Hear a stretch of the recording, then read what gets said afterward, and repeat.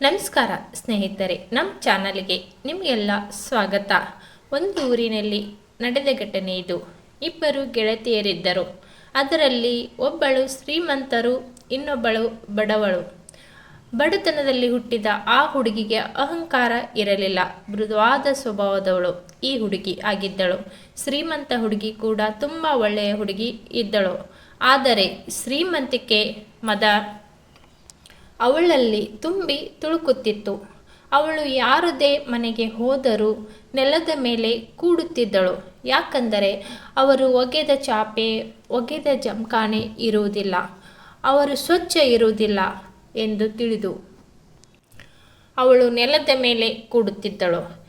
ಇದು 19ನೇ ಶತಮಾನದ ಕಥೆಯಾಗಿದೆ. ಆಗಿನ ಸಮಯದಲ್ಲಿ ಮಧ್ಯಮ ವರ್ಗದವರಿಗೆ ಬಾದಾಮ್ ತಿನ್ನಲು ಸಿಗುತ್ತಿರಲಿಲ್ಲ.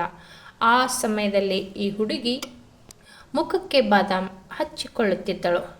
ಹಾಕಿಕೊಳ್ಳಲು ಬಟ್ಟೆ ಡೆಲ್ಲಿಯಿಂದ ತರಿಸುತ್ತಿದ್ದಳು. ಅವಳು ಇರುವುದು ಹಳ್ಳಿಯಲ್ಲಿ. ಇದಕ್ಕೆಲ್ಲ ಅವರಲ್ಲಿರುವ ಶ್ರೀಮಂತಿಕೆಯ ಕಾರಣ. ಇಂದು ಏನಾಗಿದೆ ನೋಡಿ.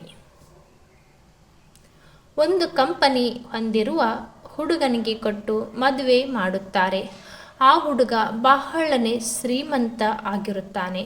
ಇವರಿಗೂ ಅದೇ ಬೇಕಾಗಿರುತ್ತೆ. ಶ್ರೀಮಂತರಿಗೆ ಶ್ರೀಮಂತರೇ ಬೇಕಾಗಿರುತ್ತದೆ. ಅವಳ ಮದುವೆಯಾಗುತ್ತದೆ.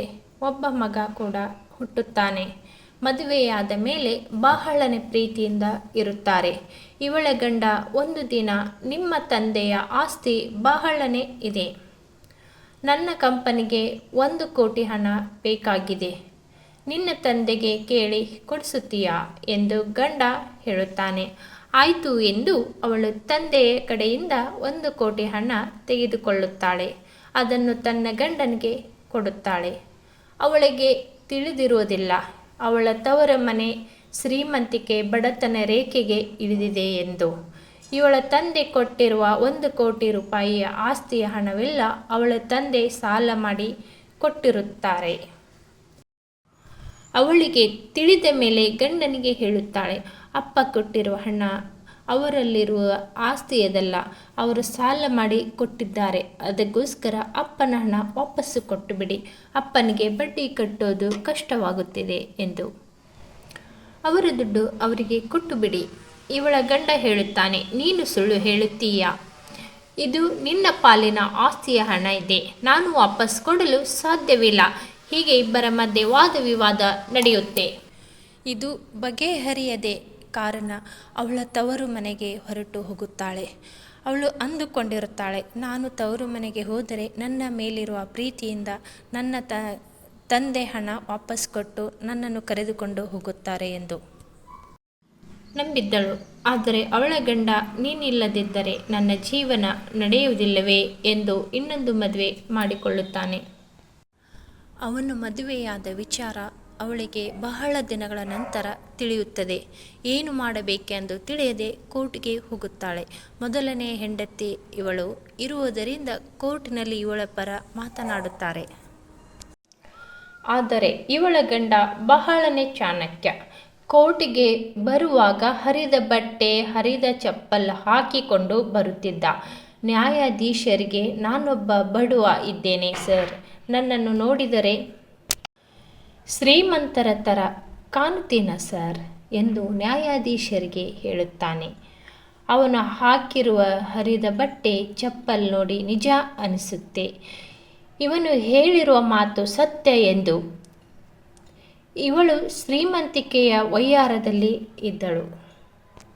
ಅವನ ಹೆಸರಿನಲ್ಲಿ ಯಾವುದೇ ತರಹದ ಆಸ್ತಿ ಇಲ್ಲ ಎಂದು ಪ್ರೂವ್ ಮಾಡಿ ತೋರಿಸಿದನು.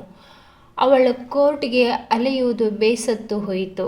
ಕೋರ್ಟು ಕಚೇರಿ ಸಾಕಪ್ಪ ಅಂತ ಬಿಟ್ಟಳು. ದೇವರನ್ನು ನಂಬದ ಅವಳು ದೇವರ ಪೂಜೆ ಮಾಡಲು ಪ್ರಾರಂಭಿಸಿದಳು. ದೇವರು ಎಂದಿಗೂ ಕೈ ಬಿಡುವುದಿಲ್ಲ. ಅವಳ ಗಂಡ ಎರಡನೇ ಹೆಂಡತಿಯೊಂದಿಗೆ ಹೊಂದಿಕೊಂಡು ಇರಬೇಕು ಎಂದು ಮನೆಯಲ್ಲಿ ಇರಲು ಅವಕಾಶ ಕೊಟ್ಟನು. ಅವಳು ಚಿಕ್ಕವಳಿದ್ದಾಗ ಮಾಡಿದ ದುರಹಂಕಾರದಿಂದ ಇವತ್ತು ಈ ಪರಿಸ್ಥಿತಿ ಬಂದಿದೆ. ಅವಳು ಹೊರಗಡೆ ಹೋಗಿ ದುಡಿದು ಹಣ ತಂದು ಗಂಡನಿಗೆ ಕೊಡಬೇಕು. ಇಂಥ ಪರಿಸ್ಥಿತಿಯಲ್ಲಿ ಅವಳು ಬದುಕುತ್ತಿದ್ದಾಳೆ. ಅವಳ ಬಡತನದ ಗೆಳತಿಯ ಜೀವನ ಹೇಗಿದೆ ನೋಡಿ. ಪ್ರಾಣಕ್ಕಿಂತ ಹೆಚ್ಚಾಗಿ ಪ್ರೀತಿಸುವ ಗಂಡ, ಕಾರು, ಮನೆ, ಬಂಗಾರ ಇದೆಲ್ಲವೂ ಅವಳ ಮನೆಯಲ್ಲಿ ತುಂಬಿ ತುಳುಕುತ್ತಿದೆ. ಇವಳ ಗಂಡ ಮಕ್ಕಳೊಂದಿಗೆ ಸುಖವಾಗಿದ್ದಾಳೆ. ಅದಕ್ಕೆ ಹೇಳೋದು, ಮನುಷ್ಯನಿಗೆ ಶ್ರೀಮಂತಿಕೆ ಮುಖ್ಯವಲ್ಲ, ಐಶ್ವರ್ಯ ಮುಖ್ಯವಲ್ಲ, ಅವರಲ್ಲಿರುವ ಒಳ್ಳೆಯ ಗುಣಗಳು ಮುಖ್ಯ. ದುರಂಕಾರ ಬಹಳ ದಿನ ನಡೆಯುವುದಿಲ್ಲ. ಈ ಹುಡುಗಿ ಸಾಮಾನ್ಯ ಜನರಂತೆ ಇಂದಿಗೂ ಬದುಕುತ್ತಿದ್ದಾಳೆ. ಜನರೇ ಮಾತಾಡುತ್ತಾರೆ, ಇಷ್ಟೊಂದು ಐಶ್ವರ್ಯ ಇದ್ದರೂ ಸ್ವಲ್ಪನೂ ದುರಂಕಾರ ಇಲ್ಲದ ಸಾಮಾನ್ಯ ಜನರಂತೆ ಬದುಕುತ್ತಾಳೆ, ಎಷ್ಟೊಂದು ಒಳ್ಳೆಯ ಹುಡುಗಿ ಎಂದು. ಅವಳ ತವರು ಮನೆಯಲ್ಲಿ ಬಡತನದಲ್ಲಿ ಕಲಿತ ಪಾಠ ಇಂದಿಗೂ ಮರೆತಿಲ್ಲ. ಸ್ನೇಹಿತರೆ, ನಾವು ಬರುವಾಗ ಬರೀ ಕೈಯಿಂದ ಬಂದು ಬರೀ ಕೈಯಿಂದ ಹೊರಟು ಹೋಗುತ್ತೇವೆ. ಹೋಗುವಾಗ ಒಳ್ಳೆಯದು ಕೆಟ್ಟದು ಇವೆರಡೇ ನಾವು ತೆಗೆದುಕೊಂಡು ಹೋಗುವುದು. ಎಲ್ಲರೂ ಒಳ್ಳೆಯವರಾಗಿ ಬಾಳೋಣ. ಸ್ನೇಹಿತರೆ, ನಾನು ಹೇಳಿರುವ ಈ ಕತೆ ನಿಮಗೆ ಇಷ್ಟ ಆಗಿದೆ ಅಂದುಕೊಳ್ಳುತ್ತೇನೆ. ನಾನು ನಿಮ್ಮ ಸ್ನೇಹಿತೆ, ನೀವು ನನ್ನ ಸ್ನೇಹಿತರು. ನೀವು ನನ್ನನ್ನು ಪ್ರೋತ್ಸಾಹಿಸುತ್ತೀರಾ ಎಂದು ನಂಬಿದ್ದೇನೆ. ನಿಮ್ಮ ಪ್ರೋತ್ಸಾಹ, ನಿಮ್ಮ ಪ್ರೀತಿಗೆ ನಾನು ಚಿರಋಣಿ. ನೀವೆಲ್ಲರೂ ಈ ವಿಡಿಯೋನ ನೋಡಿದ್ದೀರಾ, ನಿಮಗೆ ಇಷ್ಟ ಕೂಡ ಆಗಿದೆ ಅಂದುಕೊಳ್ಳುತ್ತೇನೆ.